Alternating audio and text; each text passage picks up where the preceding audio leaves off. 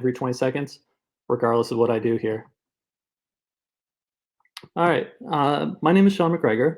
I'm here today to talk about the Responsible AI Collaborative's one and only project. But before I tell you what it is, I'm going to go through some examples to tell you why it is.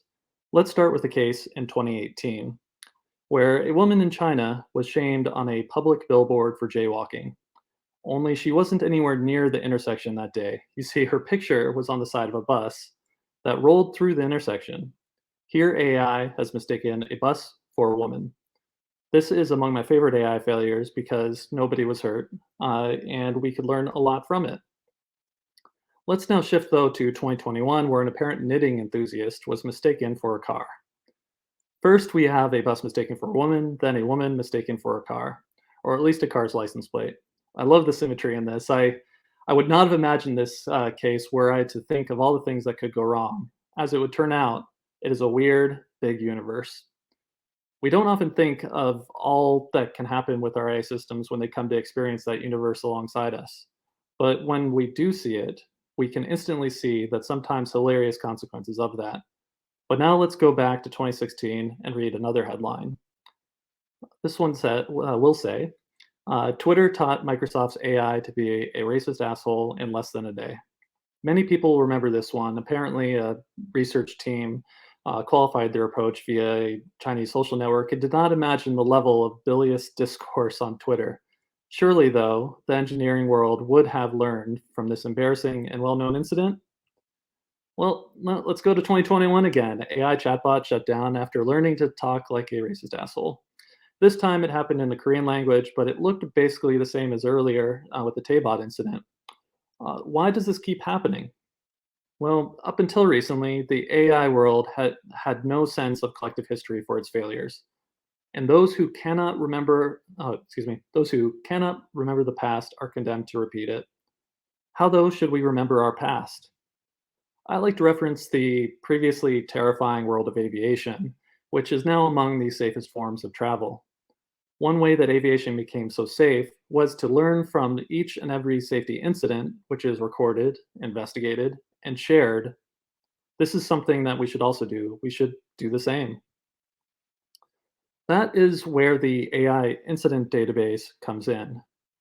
We launched it publicly at the end of 2020, and it's a collection of AI failures meant to make it possible to avoid or at least mitigate repeated harms from AI systems. It is an open source project with more than 1,500 incident reports that are instant searchable, classifiable, and discoverable for researchers, developers, policymakers, and the general public. We began the collection of AI failure history so that we can collectively bring structure to this evolving database of unimagined AI consequences. Engineers may not have the perspective necessary to think of everything that can go wrong, but they can know what has gone wrong. The project is a collaborative effort. It's funded by nonprofit funds and open to the code and data contributions of everyone.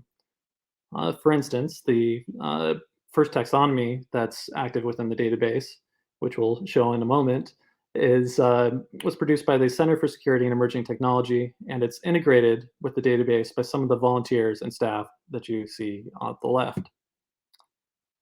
Right now, you can go to incidentdatabase.ai and submit incident reports to join the leaderboard of submitters, or go to GitHub and open a pull request, or email me to join our Slack installation.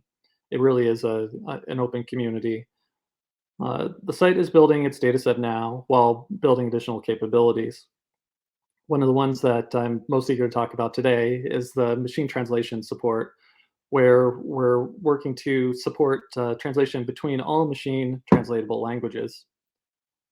This is something that is on its way to general availability now. While we don't look forward to the incident database being reported to the incident database for a new incident, we are happy to see that ML models are now being put to use in understanding the failures of ML models. We can actually use them to help communicate what's happening across the board. Let me now return back to the why, though, of the incident database. I am a big fan of dystopian science fiction, but I do believe they are cautionary tales imagining where we would end up if not for our collective human efforts to avert. A great example of this comes in the form of Facebook, which is simultaneously bringing together wonderful people that share their own personal joys and terrible people to share the most bilious of beliefs. How is Facebook handling this? Well, in an Austin area office building, there are hundreds of human reviewers that are working to separate the best from the worst and produce a better public square. It won't be enough, though. It can't be enough. This is not a problem that's solved at the scale of individual office buildings. Even if there's numerous of these, we really need everyone, everywhere, to participate and ensure our worst instincts are not algorithmically magnified and shared to those whose worst elements should know little kinship. We can maximize the good and minimize the bad, but we need to work together to ensure we maximize the future that can be a wellspring of health, education, and kindness. I implore you to look beyond the immediacy of shipping your next major release and to look to how we can build the infrastructure of new and better societies. We are at a tender moment in society, and I hope you all will be the change we need to ensure we navigate into a utopian ideal. And what's more, I hope you will collaborate with us in building that future. Thank you for your time and attention, and that is it.